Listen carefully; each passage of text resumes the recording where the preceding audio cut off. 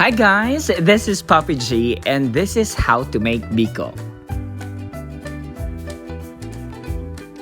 Cook the 2 cups glutinous rice like the way you cook your rice in a rice cooker and make sure to wash it as well.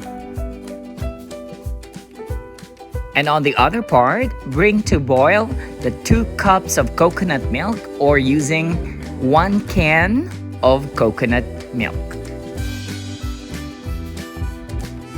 After 8 to 10 minutes, add the 1 cup brown sugar and the 1/4 cup dark brown sugar into the coconut milk and mix it for about 8 to 10 minutes. Also, don't forget to add the vanilla and the 1 teaspoon of salt. Once the coconut milk and the sugar mixture is done, I want you to take about 1/4 cup of it so we can put it as part of our topping for our baked Biko.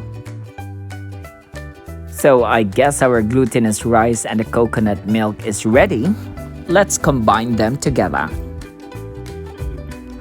After mixing the 2 components, let's place it in a baking pan. Flatten it and let's top up with the coconut mixture that we separated earlier and make it as our topping. And we're almost done. So we just need to preheat the oven for 150 degrees Celsius and bake the Biko for about 15 to 20 minutes.